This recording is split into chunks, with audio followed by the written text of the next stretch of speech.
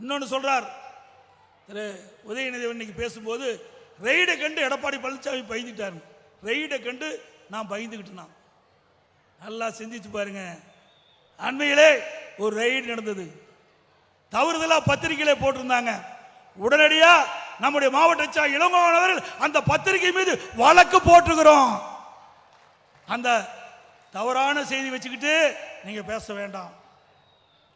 அது மட்டும் இல்லாம என் மீது உங்களுடைய கட்சியை சேர்ந்த ஒரு பொறுப்பாளர் நீதிமன்றத்திலே வழக்கு தொடர்ந்தார். உச்ச நீதிமன்றம் வரை சென்றது.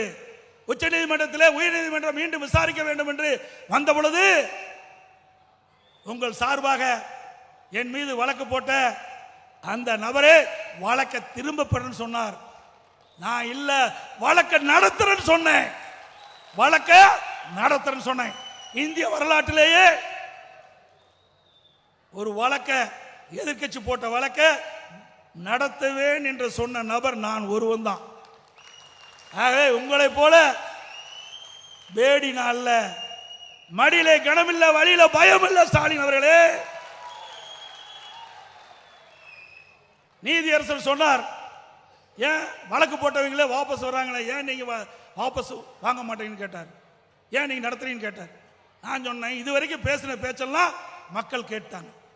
எடப்பாடி பழனிசாமி நெடுஞ்சாலை துறையில் ஒரு குறிப்பிட்ட தொகையை ஊழல் செய்திருக்கான்னு சொன்னாங்களே, அதெல்லாம் மறைஞ்சு போயிருமா?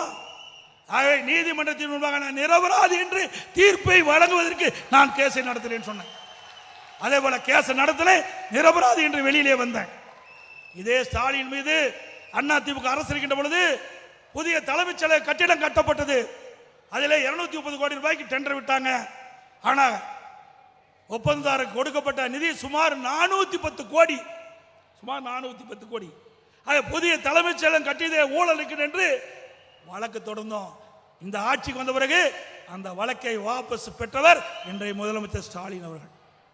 உங்களை போல பேடி அல்ல, துணியோடு எதிரும் எதிர்கொள்ளக்கூடிய சக்தி அதிமுக காரனுக்கு இருக்குது. திரு ஸ்டாலின் அவர்களே, இன்றைக்கு எல்லா துறையிலும் ஊழல் நடந்து கொண்டிருக்கிறது. ஊழல் நடக்காத துறையே இல்லை.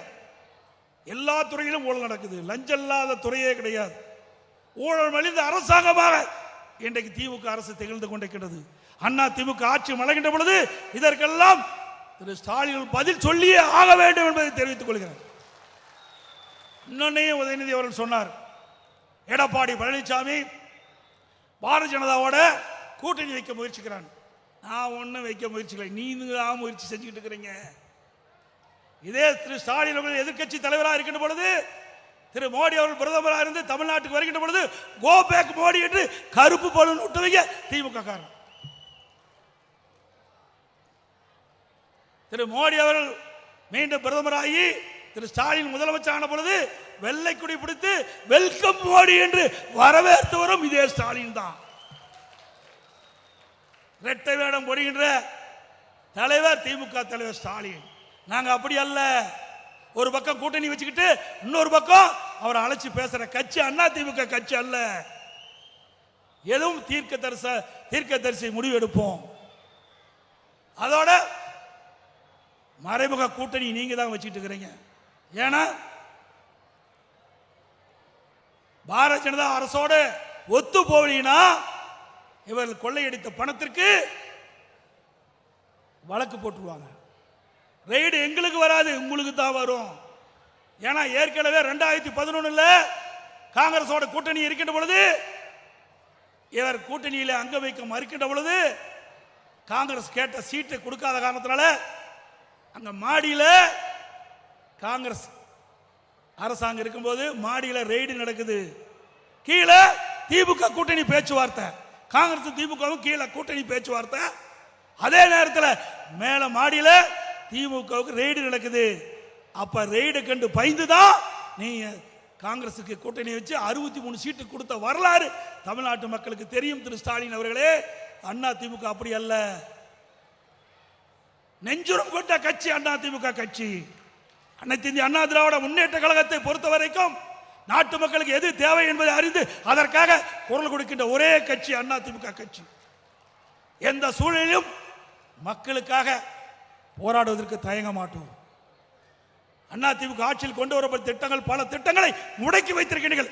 அத்தனை திட்டமும் அம்மாவுடைய அரசு வந்த பொழுது நிறைவேற்றப்படும் என்ற செய்தி இந்த நேரத்தில் தெரிவித்து இங்கே கூட ஒரு கருத்தை சொன்னார்கள். நீட் தேர்வை பற்றி சொன்னாங்க. யார் பொய் பேசுறா? பொய்யர் என்று 2 நாளைக்கு முந்தி அரசு நிகழ்ச்சியிலே கலந்து கொண்டு முதலமைச்சர் பேசுகிறார். எடப்பாடி பழனிசாமி பொய்ய சிரிக்காதையே பேசிட்டு இருக்காங்க.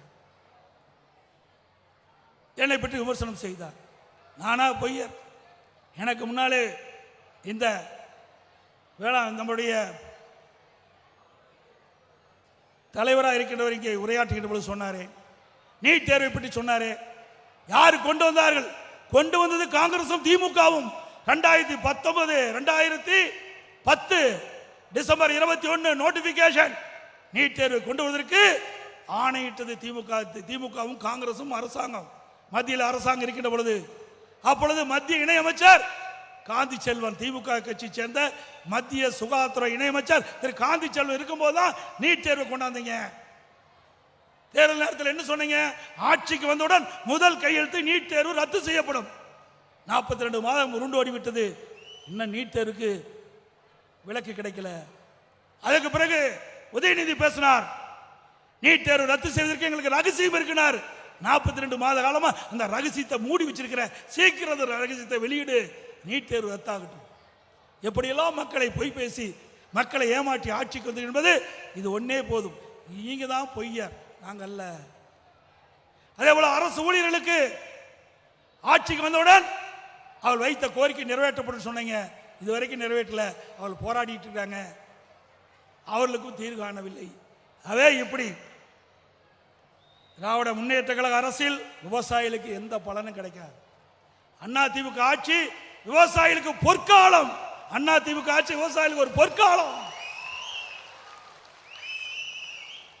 ஆகவே இங்கே கூட விவசாயிகள் பாதிக்கப்படுகின்ற பொழுதெல்லாம் விவசாயிகளுக்கு உதவி செய்தோம்.